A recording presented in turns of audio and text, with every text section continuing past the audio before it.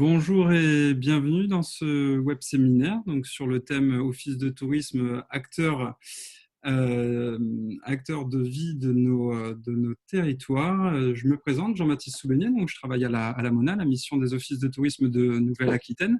J'ai le plaisir de co-animer ce web séminaire, cette série de web séminaires sur cette thématique avec ma collègue Charlotte. Donc voilà, Charlotte, son dada, c'est l'évolution des modes d'organisation, de gouvernance, de collaboration. Charlotte, un petit mot pour te présenter? Oui, bonjour tout le monde, ravi d'être avec vous, ravi de voir qu'il y ait du monde de toute la France et même hors tourisme. On a un petit peu tous les profils. Donc moi je suis Charlotte, je travaille à la MONA et donc j'ai accompagné pendant plusieurs années tous les mouvements de fusion, de regroupement, de structuration des offices de tourisme et donc qui s'est transformé en fait en accompagné à bien travailler ensemble, à construire son organisation. Et c'est là-dedans qu'on accompagne le réseau des offices de tourisme de Nouvelle-Aquitaine. Merci Charlotte. Des mots-clés qui vont bien nous servir en fil rouge pendant ces deux web séminaires. Donc, on a ici à nos côtés aujourd'hui trois invités, donc trois collègues du réseau des offices de tourisme de Nouvelle-Aquitaine qui ont accepté de partager avec nous leur expérience. Raphaël, Lionel, Sébastien, bonsoir et merci d'avoir répondu favorablement à notre invitation. Avant de vous laisser la main pour vous présenter, je vais d'abord vous préciser quelques points clés sur la forme et le fond de cette série de web séminaires, donc qui nous rassemble ce soir et mercredi prochain à la même heure, même lien, même heure.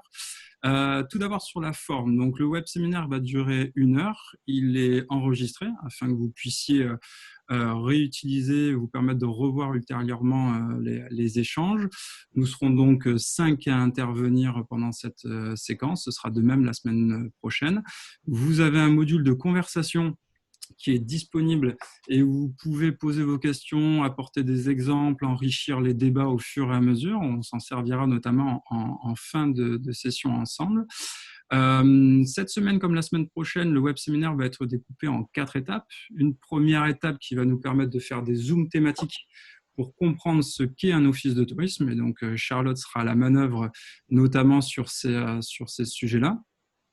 Une deuxième partie en mode interview pour favoriser les partages d'expériences de nos invités. Donc, c'est notamment ce qu'on va pouvoir suivre ensemble tout à l'heure. Et une troisième partie qui va être tournée justement sur le jeu des questions-réponses par rapport à ce que vous auriez pu nous partager sur le module de conversation. Et une dernière partie en mode synthèse pour pouvoir faire le point des échanges du jour et du web séminaire en cours. Quelques éléments sur le fond à présent. Donc, pourquoi cette thématique office de tourisme, acteur du cadre de vie de nos territoires? Tout d'abord parce qu'on est sur un moment essentiel de la vie des territoires, avec les élections récentes qui viennent de se produire. On a donc parfois des nouvelles personnes qui ont pu être élues, et donc ça a un impact direct sur les projets, sur les visions partagées, sur les relations humaines, sur les méthodes de travail, sur les collaborations. On est donc à un moment clé, et c'est notamment des éléments qu'on a pu partager dans les invitations qu'on vous a données. C'est un moment clé pour déterminer un peu les bonnes conditions de collaboration pour le mandat qui arrive, pour la poursuite des projets qui ont été en cours, et afin d'allier projet politique, projet de territoire et stratégie de moyens. Le fond aussi de ces deux web séminaires, c'est aussi un parti pris, celui de faire comprendre que l'office le touriste n'est pas que l'outil pour les touristes, mais qu'il a un rôle majeur dans le cadre de vie locale, aussi bien pour l'habitant, aussi bien pour les entreprises, pour les associations, pour les projets d'aménagement, les élus, etc. Et c'est essentiel de partager ces éléments sur des moments comme ça de début de mandat. Au-delà des mots, le challenge du coup, c'est de réussir à saisir les missions, les modes de fonctionnement, les champs d'intervention que peut avoir un office de tourisme. Et à l'image de la diversité des territoires qu'il peut y avoir sur les territoires et au travers des régions, mais il s'avère qu'il y a aussi une hétérogénéité sur le fonctionnement des offices de tourisme. C'est ce qu'on vous propose de découvrir ensemble en apportant différents retours d'expérience. Donc, l'objectif n'est pas de vous amener des recettes toutes faites, parce qu'il y a beaucoup de fonctionnements différents, mais plutôt de voir comment ces moments vont vous permettre de stimuler un petit peu la réflexion et que chacun puisse poursuivre et avancer sur ces projets. Donc, on va rentrer dans le vif du sujet. Je me tourne à présent vers nos invités, donc Raphaël, Lionel, Sébastien, bonsoir. Et je vous laisse la parole. On va commencer par Raphaël. Un petit tour très succinct avant de redonner la parole à Charlotte pour les éléments thématiques introductifs. Voilà, une petite minute chacun pour vous présenter et que les participants puissent mieux vous connaître. Bonsoir à tous, donc Raphaël Miremont, j'ai été directrice d'un office de tourisme sous forme d'EPIC pendant une dizaine d'années et puis après responsable administrative dans un office intercommunal. Et en même temps, le jeu des situations a fait que je suis devenue en cours de mandat maire d'une commune de 4500 habitants. Donc j'ai pu voir l'autre côté du décor en tant que technicienne du côté des élus. Voilà. Merci Raphaël. Sébastien? Donc, je m'appelle Sébastien, je suis directeur de l'Office de tourisme du Pays Mélois. Donc, on est dans le sud de Sèvres. C'est un petit office de tourisme puisqu'on est 4 salariés et ça n'empêche pas qu'on fait plein de choses sur le territoire. Merci Sébastien, bienvenue Lionel. Oui, bonjour à toutes et à tous. J'ai envie de dire bonjour à tous mes collègues puisque j'ai un peu une double casquette ce soir. Je suis donc depuis 17 ans le directeur de l'Office de tourisme de l'île d'Oléron et du bassin de Marennes. Et depuis quelques mois maintenant, je suis donc maire de ma commune qui n'est pas sur le territoire où je travaille pour que tout le monde comprenne bien. Je suis maire donc d'une commune de 3000 habitants qui s'appelle Soubise. Et je suis vice-président en parallèle de l'agglomération de Rochefort-Océan. Je le dis parce que je sais que j'ai des techniciens qui me suivent attentivement, je les ai repérés. Donc voilà, une double casquette et donc je pourrais vous donner un double regard, bien sûr, à travers ces deux expériences. Je te remercie Lionel. Un petit mot avant de laisser parole à Charlotte. Donc, on sera un binôme de collègues de la MONA pour vous accompagner sur ces deux web séminaires. Et l'ADN qu'on veut donner à ces deux moments d'échange, c'est que ce soit la même ADN qu'on a à la MONA. Ça veut dire réussir à stimuler des réflexions, stimuler les hommes, stimuler les territoires, les rendre compétents, les faire se connecter, novateur et qui a une certaine fierté à mener ensemble des actions. Et le fil rouge de ces web séminaires qui vont être tournés justement à mieux se connaître, mieux se comprendre pour mieux collaborer, on va essayer d'y mettre cette teinte en permanence. Charlotte, je te laisse la main. Tu dois avoir la main sur l'écran aussi. Ben voilà, impeccable, j'y touche plus. Et je te propose de nous donner des éléments introductifs à ce web séminaire. Merci Jean-Baptiste, merci pour les présentations. Donc on va enchaîner tout de suite sur la vision en fait qu'on a envie de donner de l'office de tourisme, mais plus largement du tourisme en fait sur le territoire. Parce que on se dit que c'est la première question qu'un nouvel élu se pose en arrivant, c'est quoi le tourisme en fait? Ok, c'est une compétence qui est exercée en majorité par les intercommunalités. Certaines communes l'ont gardée, mais on est quand même majoritairement dans un exercice au niveau des communautés de communes. Et c'est une compétence qui est complexe. Je pense que ceux qui sont là ne démentiront pas. On a beau travailler dans le tourisme depuis 20 ans, on n'en connaît toujours pas tous les contours. Et l'année 2020 nous a prouvé que les contours, ils évoluent tout le temps et qu'on est sans cesse obligé de s'adapter. Pourquoi elle est complexe? Parce qu'elle concerne des publics différents. Donc, comme l'a dit Jean-Baptiste, en fait, le tourisme, c'est pour les touristes.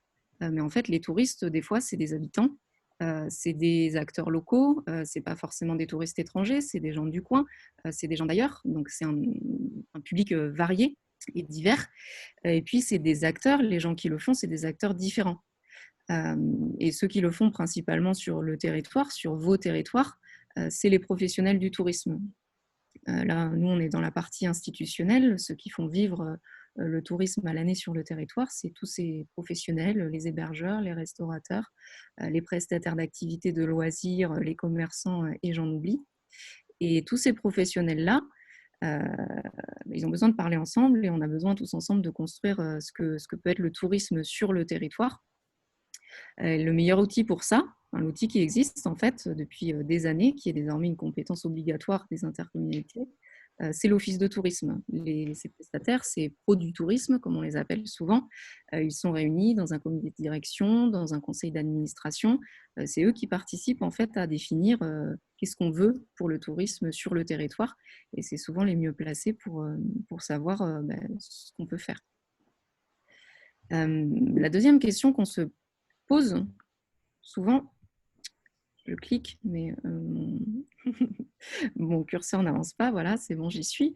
C'est quoi un office de tourisme? Et qu'est-ce qu'il fait? L'office de tourisme, on a repris l'image de l'iceberg qui avait été proposée par une structure du réseau il y a déjà quelques années, mais en fait, elle est toujours d'actualité. L'office de tourisme, c'est un peu comme toutes les structures et comme tous les métiers d'ailleurs, c'est un iceberg. Il y a la partie visible, ce qu'on voit quand on est de l'extérieur, quand on est touriste, c'est la partie diffusion de l'information, c'est la partie accueil, c'est le logo que tout le monde connaît avec un petit i au milieu. C'est tout ça qu'on voit. C'est aussi des actions de promotion qui pouvaient être très visibles avant, type salon, etc. Mais comme tous les métiers, comme les métiers de la santé, on l'a vu encore en 2020, comme dans l'éducation, ce qui fait que ça fonctionne, c'est pas tout ce qu'on voit, c'est tout ce qu'il y a en dessous, c'est tout ce qu'il y a derrière.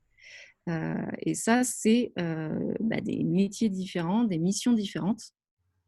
Donc les missions régaliennes d'un office de tourisme, c'est l'accueil, l'information, la promotion. Ça, c'est des choses qui sont vraiment visibles. Et parmi les missions régaliennes, il y a aussi un invisible, c'est la coordination. Et c'est la coordination des acteurs locaux du tourisme. C'est souvent le plus difficile à réaliser parce que justement, ça ne se voit pas. Mais quand c'est bien fait, tout le reste fonctionne bien. La complexité d'un office de tourisme, elle est aussi dans sa diversité de missions et dans son hétérogénéité, parce qu'il y a des missions qui sont obligatoires, mais il y a aussi tout un tas d'autres missions. Et si vous regardez les chiffres qui sont mis là, 71% gèrent une billetterie, 67% des offices de tourisme ont une boutique, la moitié à peu près font de la commercialisation de séjours, donc ils vendent des séjours, un petit peu comme une agence de voyage, 30% gèrent des équipements. En fait, on se demande un petit peu comment une structure fait pour gérer toutes ces missions-là et avec des tailles hétérogènes. En fait, Sébastien nous a dit tout à l'heure 4 salariés. Lionel, lui, il a plus d'une vingtaine de salariés. Donc, c'est un réseau qui est vraiment très, très hétérogène. Et donc, pour réaliser toutes ces missions-là, on a besoin de moyens. Il y a besoin de moyens. Vous avez 2 chiffres en dessous, des moyens financiers. Donc, le budget cumulé des offices de tourisme, c'est à peu près 100 millions d'euros. Et puis, 1340 équivalents temps plein, donc ça fait 1600 salariés à peu près. Donc, sur votre territoire, c'est peut-être l'équivalent d'une TPE ou d'une PME. À l'échelle de la Nouvelle-Aquitaine, ça fait quand même une grosse entreprise. Sans compter tous les agents des collectivités qui sont en interne à la collectivité, tous ceux qui s'occupent d'autres missions qui sont complémentaires, les sentiers de randonnée, les équipements touristiques qui sont gérés par la collectivité. Et j'ai vu que dans le module de conversation, qu'il y en avait beaucoup qui étaient présents aussi. Donc tout ça, ça fait une grosse équipe, ça fait tout un tas de compétences qui sont à mobiliser. Alors, je n'arrive pas à passer la slide d'après. J'ai pris le contrôle sur l'écran de Jean-Baptiste, mais visiblement, ça ne fonctionne pas totalement. Donc, toutes ces missions-là, elles nécessitent en fait tout un tas de compétences, tout un tas de personnes et de profils en fait, qui sont mobilisés pour développer le tourisme sur le territoire, pour faire que le tourisme permette de développer le territoire pour les touristes, mais aussi pour les habitants, pour le cadre de vie. Et donc, ça fait qu'on se retrouve avec des offices de tourisme avec une hétérogénéité très, très forte, des missions qui vont de justement le fameux conseil en séjour, les personnes qui font de l'accueil. Donc, ça, c'est la partie visible de l'iceberg. Et dans la partie invisible, il y a toute la gestion classique d'une entreprise, les ressources humaines, le management, toute la partie administrative. Et aussi toutes les missions qui concernent la coordination des acteurs locaux, l'accompagnement des prestataires, l'accompagnement de porteurs de projets qui arrivent sur le territoire, qui veulent s'installer et que l'office de tourisme peut conseiller, la vente, les éditions, toute la gestion du numérique, tout ce qui est visible mais par les réseaux uniquement, tout ce qui concerne la formation. Ça, c'est notre métier à la Mona, de former les offices de tourisme. Il y a une forte part qui est dédiée justement à développer toutes ces compétences-là. Donc, c'est une structure qui est à la fois complexe et une complexité qui est assez forte sur le territoire. Et d'où la nécessité en fait de mieux se connaître pour mieux collaborer. Et c'est aussi pour ça qu'on avait envie de proposer ces web séminaires et puis qu'on a fait appel à 3 personnes qui ont des profils différents parce qu'on se rend compte que souvent on n'a pas forcément la même culture, en fait on ne parle pas forcément la même langue entre la collectivité, l'office de tourisme, les privés. On vient tous de milieux en fait très différents avec des profils hétérogènes. On a besoin de comprendre ces profils pour savoir comment travailler ensemble. Et un des triptyques en fait, qui se dégage vraiment pour faire que ça fonctionne bien, c'est le triptyque élu de la collectivité, donc la collectivité de référence, que ce soit une commune ou une intercommunalité, le DGS et les techniciens de la collectivité, donc ceux qui travaillent au sein même de la collectivité, et puis ceux qui travaillent au sein de l'office de tourisme, qui est l'outil de la collectivité, et en particulier le directeur ou la directrice qui sont en lien vraiment avec ces personnes-là. On a réalisé il y a quelques années une petite enquête auprès des élus, auprès des DGS et auprès des directeurs et directrices d'office de tourisme pour voir un petit peu ces différents profils et ce qui faisait en fait qu'on se comprenait pas, comment on fait pour bien travailler ensemble et d'avoir des pistes en fait pour avancer. Donc là, c'est vraiment des personas, c'est quelque chose qu'on utilise pour mieux comprendre. En fait, c'est des profils types qui ont été établis. Et donc, en fonction d'où je viens, quel est mon profil, quel est mon parcours professionnel, on a plus ou moins de facilité en fait, à travailler ensemble. Ce qui était ressorti, c'est vraiment que on avait un vice-président de la communauté de communes en charge du tourisme qui était un maire de sa commune, donc avec déjà une double casquette, donc une complexité, qui était assez âgé, souvent une personne à la retraite. Et en face, on a la personne type en fait, de direction d'office de tourisme qui est plutôt une femme, plutôt jeune, avec une formation Bac+3, Bac+5, qui a suivi tout un tas d'autres formations. Et puis avec eux, un DGS qui a différents profils, des âges différents, des manières d'agir avec les élus différents.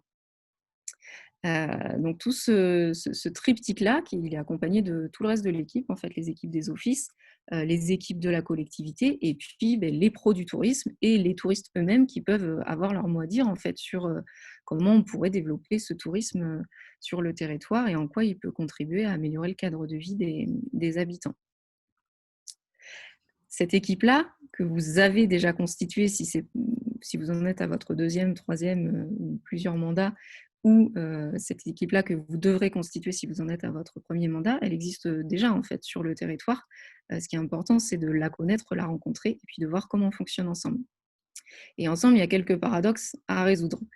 Ça, c'est un travail qu'on a fait aussi avec le réseau il y a quelques années, en fait, sur les paradoxes des offices, qu'on vous pose comme ça, voilà, sans les résoudre, mais on va en avoir des pistes de solutions avec Raphaël, avec Sébastien et avec Lionel tout de suite après pour illustrer en fait la complexité de ces différentes missions et vous donner des pistes de territoires qui y ont réfléchi déjà et qui ont des leviers en fait à activer pour savoir voilà, comment on s'en sort de tout ça. Parmi ces paradoxes, par exemple, on a des bureaux d'information touristique, on n'a pas de touristes. C'est le fameux territoire où on a 6-7 bureaux d'information et qu'en fait, on a une fréquentation de 50 personnes sur 3 semaines. Quelle utilité? On n'a pas de temps pour effectuer nos missions de base, donc les missions régaliennes plus d'autres missions, mais on doit ouvrir les BIT en hiver, donc on est quand même dérangé par les quelques personnes qui peuvent passer, que ce soit des visiteurs, des locaux, et on ne peut pas vraiment se concentrer sur les missions de fond, où on ne peut pas aller voir les prestataires et se déplacer hors du bureau. Nous avons une réalité économique avec de l'autofinancement nécessaire, mais une nécessité de service public et d'intérêt général. Donc là aussi, il faut ouvrir les bureaux parce qu'on rend un service aux habitants, mais en parallèle, on nous demande de s'autofinancer et donc on doit faire d'autres missions, vendre des prestations, vendre de la boutique. Ce n'est pas forcément compatible tout ça. Un autre paradoxe, c'est par exemple 80% des visiteurs de l'office de tourisme sont des locaux, mais on n'a aucun service pour les habitants à part la billetterie. Donc on est office de tourisme, on ne fait que des choses pour les touristes, mais en fait, notre clientèle, c'est des habitants et des locaux. Grave, pas grave, c'est pas la question en fait, c'est pour qui on travaille, pour qui on a envie de travailler et qu'est-ce qu'on fait, qu'est-ce qu'on propose en fait aux personnes qui sont là et qui sont notre public. Le dernier paradoxe qu'on avait envie de vous partager, c'était on pourrait arrêter les actions de promotion pour la conquête. Donc, on arrête de faire des campagnes, on arrête de faire des campagnes digitales ou des salons ou la promotion pour faire venir des gens, faire venir des nouvelles personnes. Mais ça, les prestataires, ils ne comprennent pas à quoi peut servir un office de tourisme si on ne fait pas de promotion pour aller chercher des gens à l'extérieur.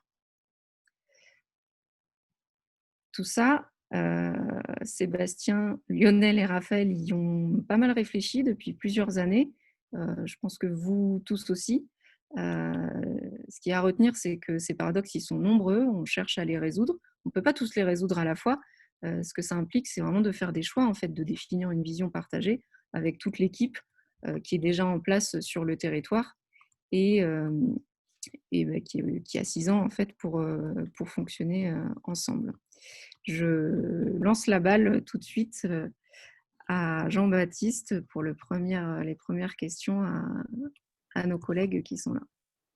Ben, je prends au bon du coup, Charlotte. Merci pour ce premier tour Office de tourisme à 360 degrés. On abordera des thèmes complémentaires la semaine prochaine sur les l'écosystème local et comment démarrer pour ces 6 ans de mandat et sur les profils que tu as commencé à aborder.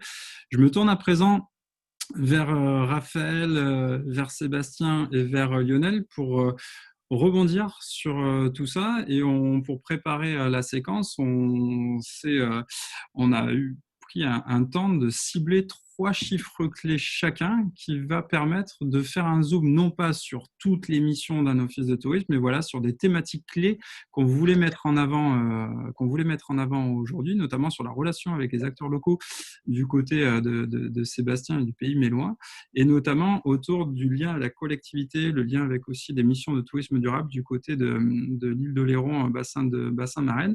Et Raphaël, par la double casquette qu'elle nous présentait tout à l'heure, va nous servir de témoin élu fil rouge et avec qui on va pouvoir rebondir sur son expertise autour de ces sujets-là.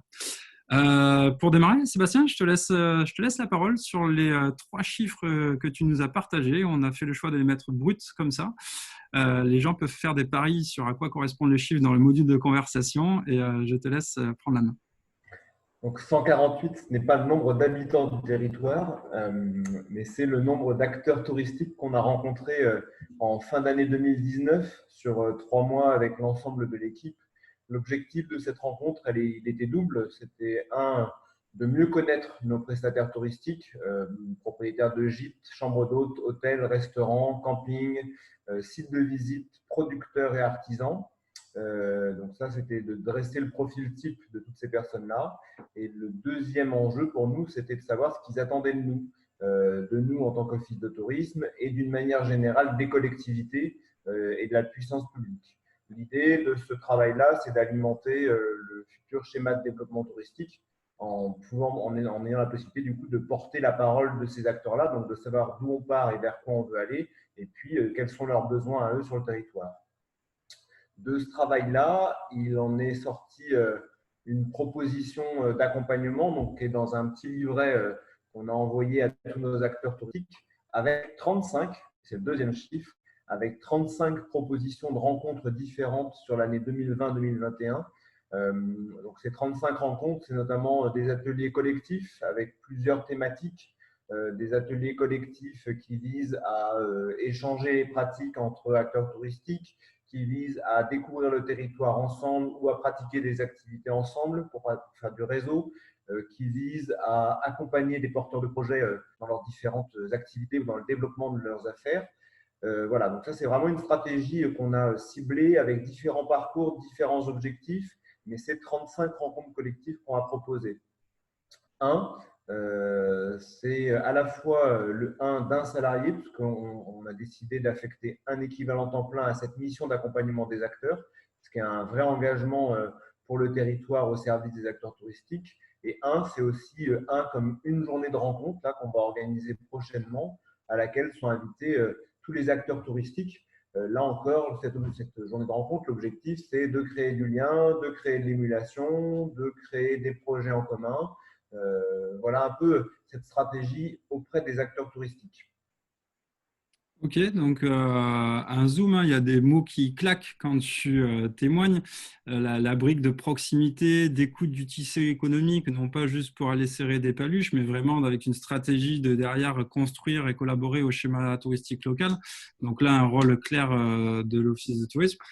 Tu l'évoques aussi en transformation opérationnelle. Derrière, on a des ateliers, on a des rendez-vous, on a des rencontres, on les fait se mettre en réseau. Et c'est vrai que là, on est sur la 4e mission régalienne qu'évoquait Charlotte dans son propos d'animation du réseau de partenaires. Et derrière, le 3e élément que je traduis sur la stratégie de moyens. Tout à fait au début, tu évoquais, vous étiez 4. Là, tu évoques qu'il y a un équivalent temps plein qui est dédié sur cette animation de réseau. Et clairement, ça, c'est un vrai choix stratégique d'allier les moyens à l'ambition du territoire. Et ce n'est pas une question de taille, du coup, c'est une question de priorité, quoi. Merci pour ce premier tour. Lionel, je vais mettre aussi tes chiffres. Et c'est parti pour un petit tour de piste par chez toi. Alors, ton micro ne doit pas être branché. C'est bon. Oui, alors quelques gros chiffres. Bon, j'avoue que moi, je préfère parler du tourisme que de l'office de tourisme en tant que tel au quotidien.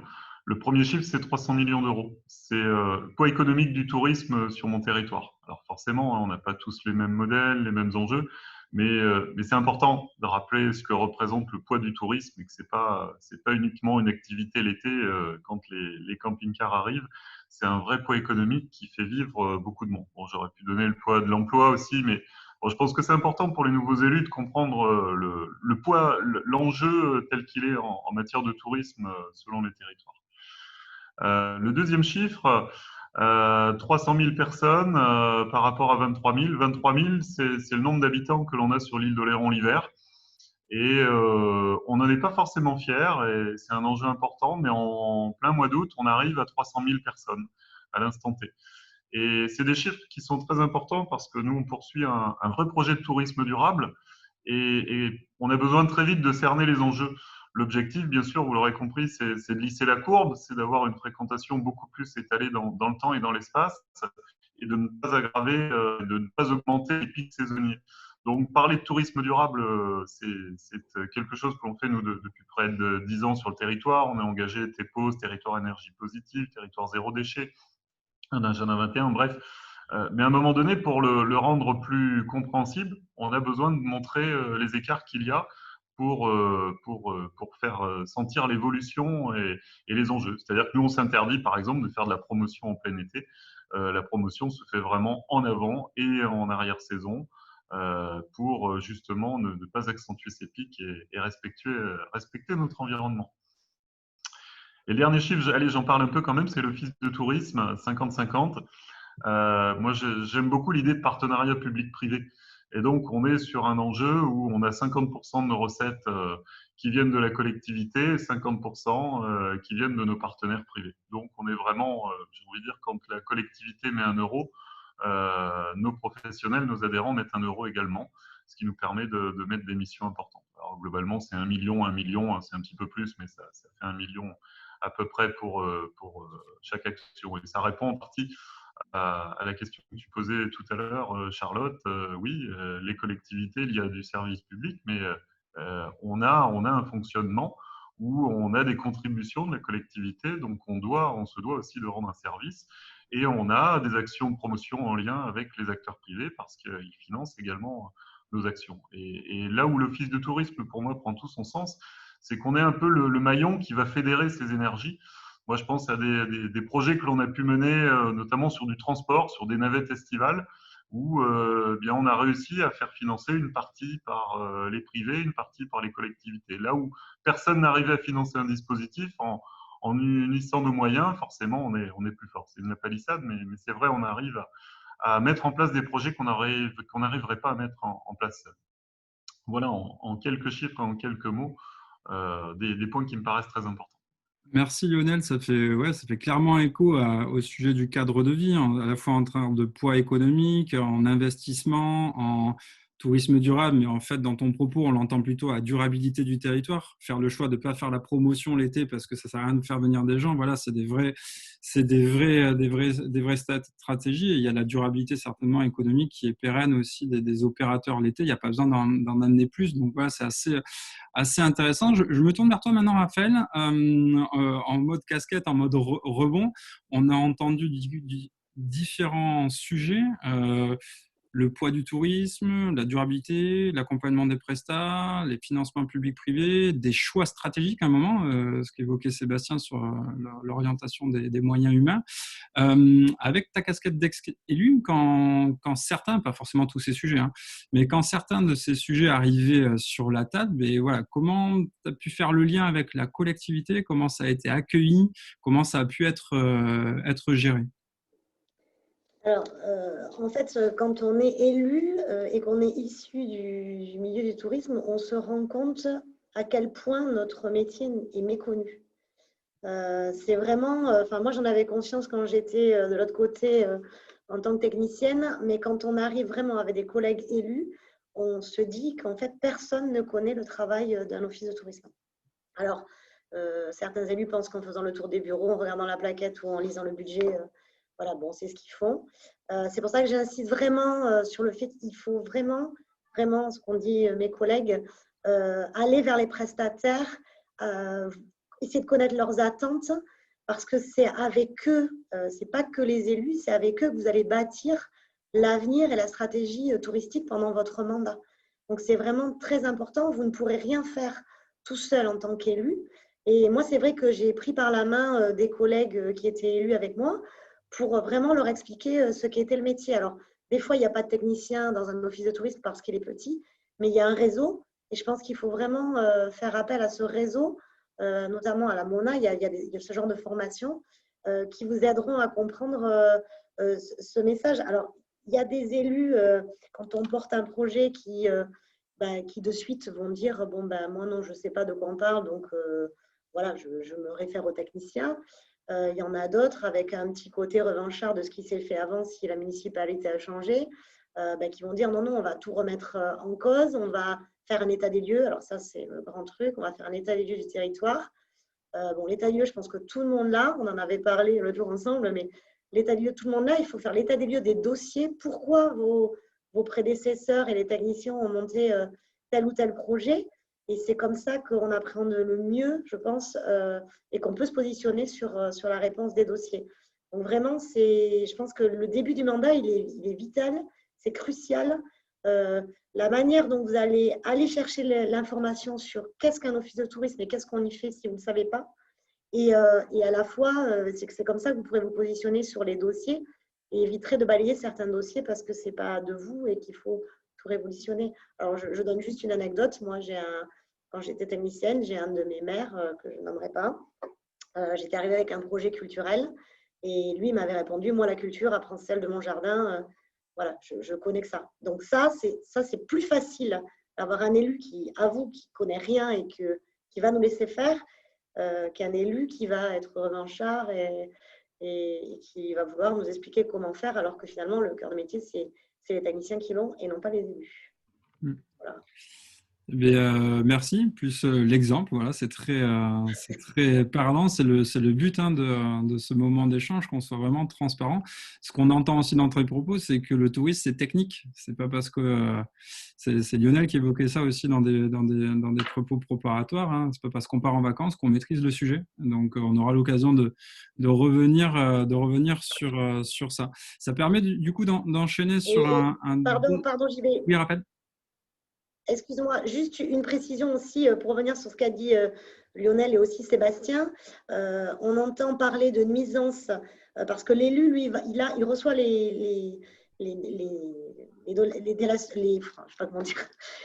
les côtés négatifs du tourisme en rendez-vous. Voilà, il y a trop de monde. Je rebondis sur la fréquentation de Lionel. Il y a trop de monde. Le budget de l'office, il est trop cher. Il y a déjà des touristes. Pourquoi on fait de la promotion ? Et en fait, je pense que tout ça, il faut l'expliquer. Les navettes en sont un parfait exemple pour moi, parce que c'est grâce aux touristes qui viennent chez nous qu'on a de la taxe de séjour, qu'on peut financer ce genre de projet. Et ça touche à tout le monde. Même les locaux y ont accès. C'était le cas sur mon territoire aussi. Ça, c'est vraiment des chiffres parlants, des actions parlantes et qui vont parler aux élus parce qu'il y a un impact sur les locaux. Voilà. Je peux dire deux mots, Jean-Baptiste. Je confirme l'idée de technicité. C'est important, c'est un vrai métier. On parle d'un vrai secteur économique et c'est un point important. Et pour répondre à une question d'Armel, j'ai vu le message. Oui, quand je dis 50% amenés par les collectivités, indirectement, c'est la taxe de séjour qui, pour nous, finance même entièrement ces 50%. Donc, merci de la précision. Super. Et n'hésitez pas surtout à abonder, questionner. On reviendra en toute fin de web séminaire aux différentes questions s'il y a besoin de précision. On enchaîne sur un nouveau tour, toujours sur ces idées un petit peu de collaboration. Sébastien et Lionel, je vous invite en faisant un rebond sur un exemple précis que vous avez pu vivre, notamment Sébastien autour de l'accompagnement des prestataires ou Lionel autour du lien avec la collectivité, la durabilité du territoire. Voilà un exemple qui peut nous permettre de rebondir sur deux ingrédients de réussite, deux points de vigilance qui permettent de donner un petit peu le là des collaborations futures, comment ça marche moins bien. Sébastien, à nouveau pour démarrer. Oui, nous, il y a deux choses en levier de réussite. Alors, trois, et la première sera pour l'anecdote. Ça marchait extrêmement bien quand on était tout seul à s'occuper de tourisme. Donc, ça sera pour l'anecdote, parce que du coup, on n'avait pas de concurrent à la communauté de communes. Donc, c'est un premier élément. Un deuxième élément, et pour revenir un peu dans ce qui nous occupe aujourd'hui, je pense que ça marche bien quand on se connaît entre les institutions, on connaît les élus, on connaît les techniciens. Deux, qu'il y a un projet politique, en tout cas qu'on a une ligne de route qui est définie, qui est tracée. Et trois, qu'on travaille dans la confiance. C'est-à-dire que pour moi, quand on se connaît bien, on peut se faire confiance. Quand la ligne de route, elle est tracée et que les responsabilités sont cadrées, eh ben, ça roule facilement. Mais ça suppose ces trois choses-là, c'est-à-dire la connaissance, la confiance et la feuille de route tracée. Nous, on a vécu des moments un peu difficiles quand, un, on n'était plus tout seul à faire du tourisme et que deux, on ne savait plus du coup qui faisait quoi entre la communauté de communes et l'office, ce qui nous a amené parfois à avoir des partages un peu abstraits. Je vous en donne un et qui continue à tourner. À la Comcom, il s'occupe de la voie cyclable D93 qui va traverser le territoire. Nous, on s'occupe d'une voie équestre qui va traverser le territoire. Voilà. Donc, ça se passe bien parce qu'on travaille ensemble et qu'on se fait confiance avec la communauté de communes, avec la technicienne de la communauté de communes. Mais on sent bien dans cet exemple-là que parfois, ça pourrait être un peu concurrentiel entre nous. Ça peut être très problématique quand on fait du cheval en portant un vélo, notamment. Enfin, bon, blague à part, quoi. Lionel, pour rebondir sur voilà, c'est des ingrédients de réussite, sur des points de vigilance que tu peux avoir en expérience. Ouais. Alors, le plus important dans tous les domaines, c'est d'avoir un vrai projet. Et c'est pas du one shot, c'est pas des idées par-ci par-là, c'est le risque. Parfois, ça peut être un peu décousu. Chacun amène son idée, notamment au début de mandat. On a tous, et je le dis en étant élu moi-même, on a tous plein de bonnes idées. Mais je crois qu'il faut avoir un vrai projet structuré sur du long terme, parce qu'on parle. Le tourisme, c'est souvent de l'aménagement du territoire, et donc forcément, ça demande un peu de temps. Une fois qu'on a un vrai projet, Sébastien l'a dit, il faut avoir un lien de confiance entre les uns et les autres. C'est technique, on l'a dit à l'instant, donc il faut vraiment que les élus s'appuient sur leurs techniciens. C'est un peu comme dans les maires qui sont au bout de la table le savent. Le binôme maire-DGS, il est important. Eh bien, dans le tourisme, c'est pareil, s'appuyer sur les techniciens. Et puis je dirais que derrière, pour moi, les ingrédients, c'est à la fois de fédérer, c'est d'être fédérateur. Là, on a parlé de partenariat entre le public et le privé. Il faut arriver à fédérer l'ensemble des acteurs et des actions. Et puis, je crois que notre rôle à nous, techniciens, c'est d'être un facilitateur pour tout le monde. Pour un élu, c'est qu'on soit très concret, très, très clair et qu'on facilite les choses. Pour les acteurs privés, pour qui c'est toujours compliqué, l'administration, les demandes.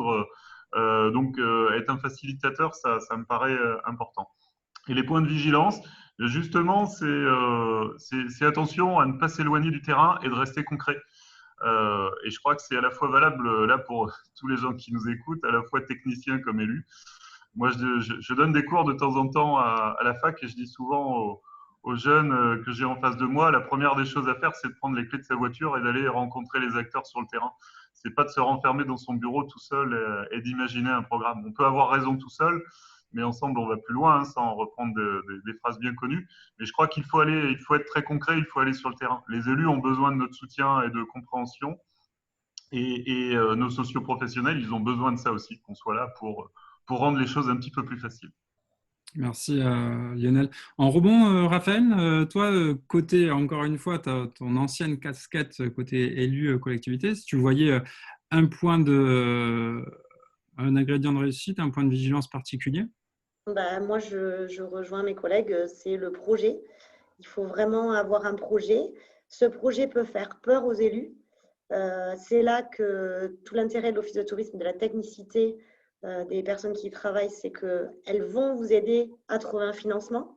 Elles savent comment faire. Ce n'est pas un projet, pour un élu, c'est souvent c'est cher. Le tourisme, c'est souvent après le reste. Moi, j'ai des collègues qui, parce que le nerf de la guerre dans une collectivité, c'est quand même le budget, hein, surtout maintenant, des collègues qui disent, bon, ben voilà, il manque de l'argent à tel endroit, on va en prendre au tourisme. Donc, ça doit pas se passer comme ça. Un peu quand on fait une maison, on fait le jardin en dernier s'il nous reste de l'argent, quoi. C'est vraiment un projet, il peut faire peur, c'est vrai, parce que des fois, ben voilà, on s'emballe un peu. Mais encore une fois, on sait trouver des financements et on sait faire, quoi. Donc, je pense qu'il faut vraiment avoir confiance en le projet, en vos techniciens, bien sûr, et essayer de déléguer. Votre DGRS aussi peut gérer avec le technicien de l'Office du tourisme des dossiers pour faciliter la prise de décision. Ok, je te remercie pour ce rebond. Nouveau dans le rythme de nos échanges, un petit point de projection, notamment sur vous, Sébastien et Lionel. Qu'est-ce que l'élu attend de vous, attendrait de vous et de la structure sur justement les sujets que vous traitez? Comment est-ce que c'est clair? Est-ce que c'est explicite, implicite? Est-ce que vous en avez un peu le cœur net? Lionel, pour démarrer, pour changer? Oui, alors je vais avoir un double regard parce que finalement, c'est qu'est-ce que j'attends en tant que maire des techniciens et inversement. Non, je l'ai dit tout à l'heure, hein, quand on parle d'être un facilitateur, ça me paraît important.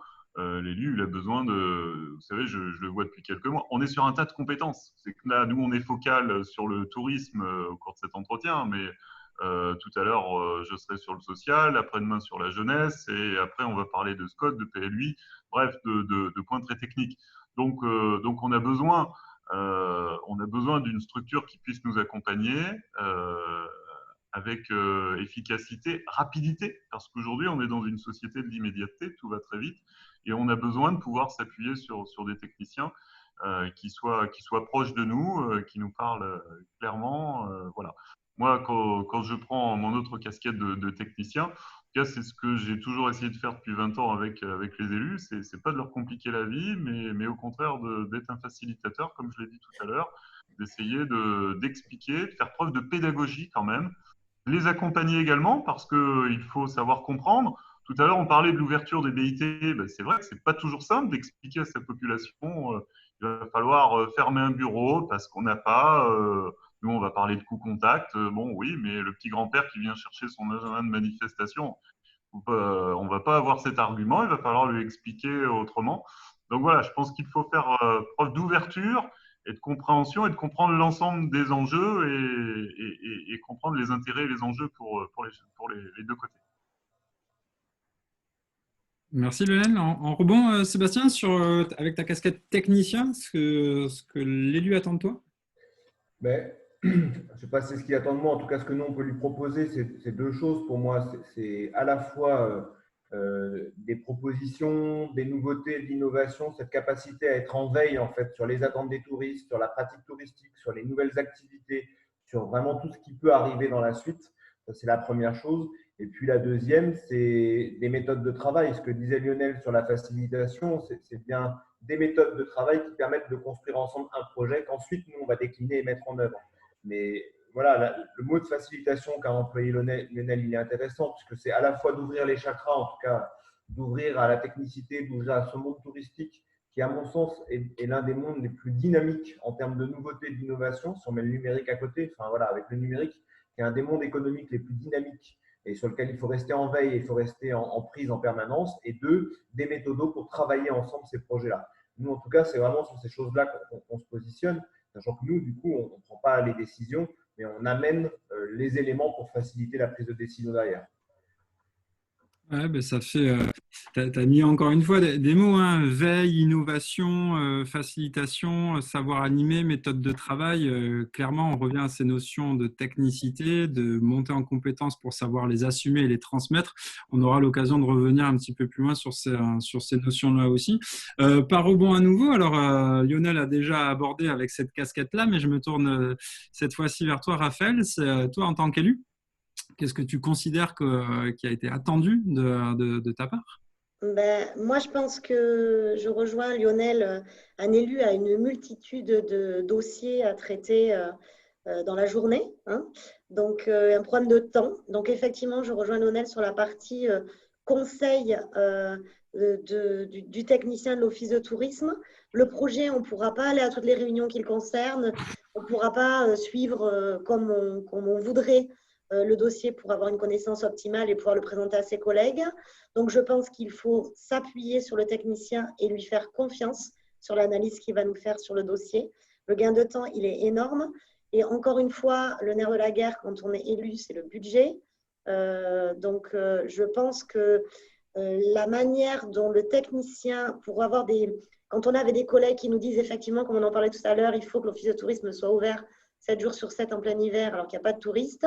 Je pense que le technicien doit nous apporter des chiffres, c'est-à-dire que si on dit à un élu que s'il ouvre le dimanche matin au mois de novembre, ça coûte 2 fois plus cher que de faire venir, que la personne avec l'électricité, tout ça, ça coûte 2 fois plus cher qu'en temps normal, je pense qu'il est capable de comprendre qu'il faut le fermer. Voilà. Donc pour moi, c'est 2 éléments clés.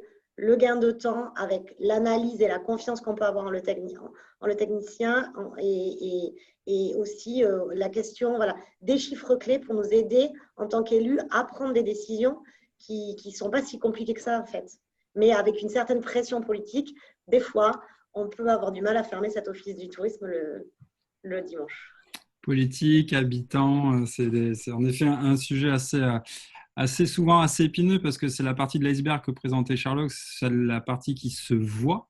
Et ça permet de faire un petit élément de transition avec ce qu'on pourra voir la semaine prochaine avec un territoire qui a fait un vrai choix de réorientation du rôle de son lieu d'accueil par rapport à une cible bien identifiée, notamment les habitants. Ça fait écho à ce qu'on a un peu évoqué. Ce sera un clin d'œil à des collègues de Normandie qui partagera avec nous auprès du réseau néo-aquitain leur expérience. Donc, OK pour cette projection. Je me tourne vers toi, Charlotte, pour voir s'il y a eu quelques questions complémentaires. On a vu passer quelque chose autour de la taxe de séjour, des activités de plein air. Oui, alors Lionel a répondu sur le côté taxe de séjour, il me semble, à vérifier auprès d'Armel si elle a eu sa réponse. Mais en effet, c'est une source de financement très importante qui s'est renforcée depuis que les plateformes ont l'obligation de la collecter, ce qui paraît somme toute tout à fait logique. Donc un financement qui vient du touriste lui-même, mais qui transite par la collectivité. Sur la deuxième question, c'était lié aux activités nature et c'était vraiment lié à ce que Sébastien venait d'évoquer en fait sur le partage des missions, les activités de plein. Je pense aux sentiers de randonnée, c'est classiquement l'exemple de ce qui est partagé entre le département fait un plan départemental des sentiers de randonnée, c'est lui qui fait l'entretien ou le fléchage. Après, des fois, c'est la collectivité qui fait l'entretien. L'office de tourisme, c'est lui qui connaît les gens qui passent par les sentiers de randonnée, c'est lui qui en fait la promotion, c'est peut-être lui qui dit des topo guides. Donc, c'est vraiment l'exemple d'une mission qui est partagée et qui a besoin d'être organisé pour que tout le monde s'entende, pour qu'il n'y ait pas 36 interlocuteurs et qu'on réussisse à bien travailler ensemble. Je fais le lien avec une question qui est arrivée de Sébastien Mur de la vallée de la Dordogne et on va pouvoir laisser la parole à un de nos trois témoins. Est-ce que le lien entre techniciens des collectivités et des OT n'est pas essentiel? Réponse dans la question. Un exemple concret pour Moi, illustrer? tout à l'heure, je reprends mes exemples de voies entre la voie cyclable et la voie équestre. C'est qu'à un moment donné, si on ne s'invite pas les uns les autres, on risque de se marcher dessus et de ne pas travailler ensemble. Donc nous, c'est bien parce qu'avec la collègue qui est en charge de ça, la communauté de communes, on se connaît, on se fait confiance, on fait des points d'avancée réguliers, on est associé aux réunions de l'un et de l'autre en tant que chef de projet, que ça peut tourner et qu'on peut mutualiser du coup les approches. Pour moi, ce lien-là, il est très important, à la fois avec le technicien de la collectivité en charge du tourisme, mais aussi avec le DGS qui doit pouvoir, on le disait tout à l'heure, parce qu'on n'a pas beaucoup parlé là, mais le DGS qui doit pouvoir s'appuyer sur l'office quand c'est un outil externe de la collectivité, presque comme si c'était un outil interne. Enfin, voilà, nous, on est associatif, on n'en a pas parlé sur les statuts, mais en tout cas, nous, on considère, bien qu'étant association, qu'on est au service du projet politique porté par la collectivité. Donc, ce lien, il est pour moi fondamental. Alors, nous, on avait mis des réunions trimestrielles entre l'OT, les élus en charge du tourisme et la DGS à ma demande parce qu'en fait, je trouvais que c'était important que la collectivité soit au fait, qu'il n'y ait pas que les lieux au tourisme qui soient au courant de ce qui se passait, mais qu'il y ait aussi la DGS qui suive parallèlement les dossiers pour rebondir de manière sur la réglementation, des choses qui nous étaient passées à côté, à la trappe. Voilà, donc nous, on faisait des bilans trimestriels avec l'Office Interco pour se tenir au courant. Et c'est du gain de temps par la suite, quoi. Parce que c'est vrai qu'encore une fois, l'élu n'a pas beaucoup de temps, il y a beaucoup de réunions. Mais honnêtement, ce temps avec la DGS et l'Office de tourisme et l'élu, c'est du gain de temps après sur les dossiers. Tout à fait. Ça me permet de rebondir sur le fil rouge un petit peu de ces moments d'échange. On profite des témoignages et parallèlement à tous les inscrits qui ont suivi avec nous ces échanges-là, on pourra partager des éléments de ressources, de méthodologie et notamment de cadrer les méthodes de travail, de se rencontrer régulièrement pour partager les dossiers est un des éléments clés de la checklist pour justement les bonnes méthodes de collaboration et on aura l'occasion de les rééchanger par rapport à ça. Alors, je vois en parallèle que ça fuse. Du coup, Charlotte, un complément de réponse, Jean-Baptiste, peut-être? Ouais, vas-y, tant qu'on voit une prochaine question. Nous, on a alors, c'est vrai que ce lien est très important. Alors, nous, on a fait un choix un peu particulier. C'est que la partie développement touristique, elle est directement intégrée à l'office. C'est encore une autre organisation. Donc, avec Emeric qui suit les débats en même temps, donc on a fait le choix que le chargé de mission note soit intégré directement à l'office. Ce qui fait qu'on n'a pas deux structures en parallèle et on travaille assez efficacement en direct avec les communes et les CDC sur les différents services, ce qui nous permet finalement d'avoir une interaction avec tous les services de la collectivité et des agglos et pas seulement finalement le tourisme.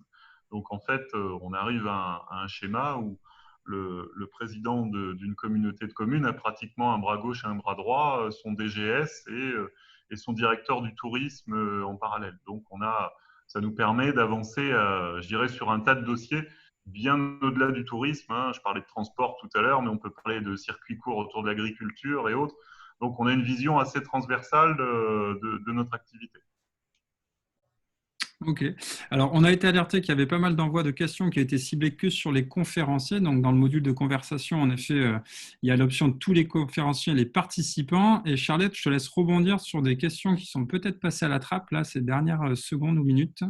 Oui, alors j'ai une question de Prosper qui est chercheur, donc qui s'interroge beaucoup sur comment ça fonctionne tout ce monde, qui nous demande si on a un exemple de projet politique Je pense qu'on n'en a pas un, mais à peu près 150 exemples de projets politiques. Enfin, je l'espère en tout cas. Ils sont en cours de construction. Ce que je te propose, Prosper, c'est qu'on puisse en discuter peut-être par ailleurs ou qu'on vous envoie d'autres exemples. Lionel, par exemple, a évoqué tout à l'heure le lien avec le tourisme durable. Le projet à l'île d'Oléron, justement, il est ciblé là-dessus, faire en sorte que on vive sur un territoire équilibré en fait pour tout le monde, pour les habitants et pour les visiteurs. Ces projets-là, ils sont souvent formalisés alors, entre les offices de tourisme et les collectivités par des conventions d'objectifs et de moyens qui permettent de fixer un petit peu comment ça fonctionne. Et puis la stratégie, elle est écrite souvent tous les 3 ans, renouvelable. On écrit une stratégie, des grands documents d'orientation qui aboutissent sur un plan d'action. Donc ça, je pense que Lionel, Sébastien et Raphaël pourraient vous partager ceux de leur collectivité, avec le point de vigilance que, avec des périodes comme on vient de vivre en 2020, c'est sans cesse réadapté. Et que là, comme on est dans une année électorale, ça va être retravaillé. Donc beaucoup de collègues sont aujourd'hui en train de bosser sur la stratégie politique et touristique 2021, 2023, 2024, etc. Je continue à balayer les questions parce qu'en plus, on commence à arriver à l'heure fatidique. Samuel donc, nous disait qu'il est tout aussi important d'avoir du lien entre OT, donc Office de tourisme, l'intercommunalité et les communes touristiques, bien entendu, pour les territoires qui ont des communes touristiques ou des stations classées. Donc, il y a aussi cette complexité-là, en fait, de parler, mais avec les communes de manière générale, en fait. L'idée, c'est qu'on arrive à discuter à ces différentes échelles. On a une question d'un quid d'un EPIC qui cumule office de tourisme et autres services. Oui. Je ne sais pas trop ce qu'il y a derrière ce quid. J'invite Loïc Graal à le préciser peut-être, mais en tout cas, en effet, c'est possible et c'est ce que permet le statut d'EPIC. On a en effet de plus en plus d'offices de tourisme et du commerce. On en a quelques-uns en Nouvelle-Aquitaine. On a de plus en plus d'offices de tourisme qui font aussi de la gestion d'équipements. On a en fait une palette de missions qui est très, très variée. Et c'est là où donc Sébastien disait tout à l'heure, en effet, on n'a pas évoqué tous les statuts juridiques qui sont possibles, parce que finalement, c'est ce qui vient à la fin. Ce qui importe, c'est qu'est-ce qu'on veut faire, quel type de mission on veut faire. Et l'important, c'est ce que disait Sébastien aussi, qu'on n'ait pas 36 interlocuteurs qui se découpent des missions, qui perdent un petit peu à la fois le touriste et puis à la fois le prestataire local, l'hébergeur, qui ne connaît pas en fait tout ce monde institutionnel. Donc peut-être qu'une seule structure office de tourisme, peut-être qu'il y a des choses qui sont à la collectivité, peut-être qu'il y a des choses à inventer. L'important est que ce soit clair en fait pour tout le monde et bien réparti. Je rebondis sur une question qui est apparue un petit peu plus tôt que celle que tu cites, qui était ciblée pour Sébastien sur la méthode utilisée, ou pas, mais quelle méthode a été utilisée pour faire ressortir les acteurs touristiques que tu accompagnes et quels profils ont pu ressortir? Sur la méthode, c'est une méthode qu'on a voulu très interactive puisqu'on est allé les rencontrer, les 148. Alors, ça a mobilisé toute l'équipe en fait, parce que 148 acteurs à rencontrer en 3 mois. C'est l'équipe avec mes 3 collègues qui se sont mobilisés. Chacune, on avait fait une différence entre les profils métiers en fait, mais ça a mobilisé toute l'équipe pendant 3 mois pour aller rencontrer, pour aller au-devant des acteurs touristiques. Après, on n'a pas 148, c'était pas suffisant pour faire des profils types. Puisque, quand je vous disais, on a rencontré des hébergeurs, on a rencontré des sites de visite, on a rencontré des producteurs, des artisans, des hôtels, des restaurants. Déjà, ça, c'est des segmentations particulières. Mais comme on est en territoire rural, quand je dis on a rencontré des hôtels, ça fait 5. Donc, refaire des profils sur 5 hôtels, c'est presque chacun est un profil à lui tout seul. Par contre, sur la partie hébergeur chez l'habitant, gîte et chambre d'hôte, là, ce qui était intéressant, c'est de regarder ce qui était de l'ordre de est-ce que l'activité, c'est une activité principale, est-ce que c'est une activité secondaire, est-ce que c'est une activité accessoire. Voilà, c'était aussi intéressant de savoir quel était le revenu qui était tiré de cette activité-là, puisque ce qui est important dans ce qu'a dit Lionel pour nous, c'est que, rappelons-nous que le tourisme, c'est une activité économique au même titre que toutes les autres activités économiques. Et que l'un des projets politiques, souvent sur un territoire, c'est de développer cette activité économique. Nous, on n'a pas 300 millions d'euros de chiffre d'affaires sur le territoire, c'est 17 millions d'euros de chiffre d'affaires. Est-ce que sur un territoire rural, qu'est-ce qu'on fait de ces 17 millions d'euros? Est-ce qu'on arrête? Est-ce qu'on va en chercher plus? Est-ce que, comment on développe cette activité-là? Ok, merci. Et non, les 148 adhérents ne sont pas, les 148 acteurs ne sont pas adhérents de l'Office de tourisme. C'est 148 acteurs sur quasiment 200 qu'on a sur le territoire. Merci Sébastien. Avant de laisser, pour respecter l'heure de web séminaire, puisqu'on a démarré avec 5 minutes de retard, et laisser la parole 2 minutes de conclusion, de synthèse à Charlotte, il y a une question sur la deuxième partie. La semaine prochaine, aborderez-vous les différentes possibilités de statut pour un noté? Clairement, l'axe et le parti pris, c'est plutôt vous faire partager des projets de territoire, des possibilités d'action, des modes de collaboration, et de ça peut découler des statuts, parce que c'est du projet que peut dépendre, selon le profil du territoire, le profil des projets et les moyens qui peuvent être envisagés, un certain nombre de choses. Après, il y a déjà beaucoup de ressources libres aussi au niveau des statuts des offices de tourisme. Et s'il y a des demandes spécifiques pour des offices de Nouvelle-Aquitaine, on peut bien sûr se pencher sur des questions beaucoup plus précises, parce qu'on pourrait sinon passer un bon 3 heures à expliquer tout le fonctionnement dans le détail des statuts des offices de tourisme. Charlotte, 2-3 mots de conclusion, et en parallèle, j'invite un peu les participants à mettre quelques mots-clés qu'ils ont retenus, sur lesquels ils ont accroché pendant ce web séminaire. Oui, merci Jean-Baptiste. En effet, sur les statuts juridiques, on pourrait passer des heures. Une simple illustration, Lionel est en association, Sébastien aussi, Raphaël est passé de l'EPIC au SPIC. Et en fait, vous voyez que sur ces 3 exemples, ils ne font pas du tout la même chose. Il y a un fond qui est commun, mais il y a des missions complètement différentes. Donc en fait, il y a des statuts qui permettent plus ou moins de choses et qui sont plus ou moins adaptés à certaines missions. Mais globalement, chaque cas est particulier en fait. Donc en effet, on vous invite à vous rapprocher déjà de vos techniciens pour qu'ils puissent vous faire un petit topo sur ces différents statuts juridiques, et puis pour la Nouvelle-Aquitaine à faire appel à nous, qu'on puisse en discuter spécifiquement. Je vois les mots qui fusent, c'est super chouette. Moi, j'avais quelques mots à vous partager en conclusion et en synthèse. Il y avait le mot connaître, c'est ressorti plusieurs fois en fait. Connaître, c'est s'informer. Alors comme l'a dit Raphaël au début, il n'y a pas besoin de faire un état des lieux à chaque fois qu'une nouvelle personne arrive, ou à chaque de réinventer l'eau tiède. En fait, il y a des chiffres, il y a des choses qui existent déjà, il suffit de l'actualiser. Il faut observer avec des chiffres, ok, mais pas que des chiffres. Les chiffres tout seuls, ils ne parlent pas en fait. Ce qui est important, c'est de les faire parler, de savoir ce qui se passe dans la réalité concrète du terrain. Et pour ça, il faut observer, il faut aller discuter avec les gens, avec les acteurs locaux, avec les techniciens, avec toutes ces personnes en fait qui sont déjà là et qui entourent. Et puis de travailler dans la dynamique de réseau aussi. On a la chance en Nouvelle-Aquitaine d'avoir un réseau qui est large, mais sur tous les territoires, le réseau il est fort en fait. Lionel parlait tout à l'heure des différents types de sujets qu'il peut traiter. Tout ça, c'est un réseau sur lequel il faut pouvoir s'appuyer, élus et techniciens, pour garder cette notion de cohérence sur laquelle a insisté Sébastien plusieurs fois tout à l'heure. Après le mot connaître, il y avait le mot se comprendre. Voilà, on a compris qu'il y avait un langage à partager, que peut-être des techniciens parlent chinois pour des élus et vice-versa, et de la même manière pour les prestataires. Donc c'est un vocabulaire spécifique à apprendre, à comprendre en fait, en fonction des différents profils, pour parler le même langage, pour parler le langage tourisme, mais surtout pour parler le langage territoire. Qu'est-ce qu'on fait ensemble? Pourquoi on est tous là? Au service de qui? Tout ça, c'est ce qui permet de créer la confiance sur laquelle insistait Sébastien aussi tout à l'heure. Et pour ça, il faut se donner du temps aussi de partage. Une autre chose qui est un tout petit peu ressortie aujourd'hui et sur laquelle on voulait insister, parce que c'est aussi notre cœur de métier, c'est se former.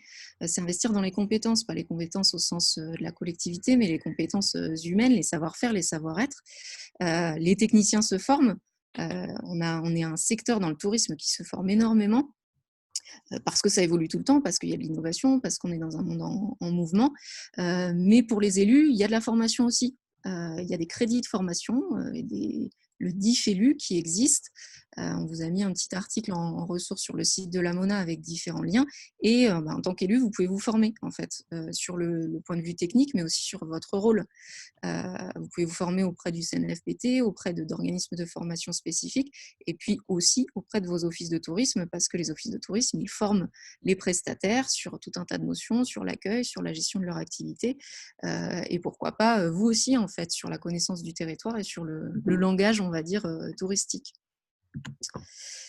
Et la dernière chose, c'est inventer pour finir. Alors, je ne sais pas si c'est ressorti là dans les mots-clés, mais en tout cas, ce qu'il faut retenir, c'est qu'il n'y a pas de modèle, comme il n'y a pas de statut juridique parfait. Le modèle, c'est votre territoire, c'est vous qui le construisez, c'est en fonction de vos spécificités, que vous soyez à Melle ou sur l'île d'Oléron ou encore dans les Landes.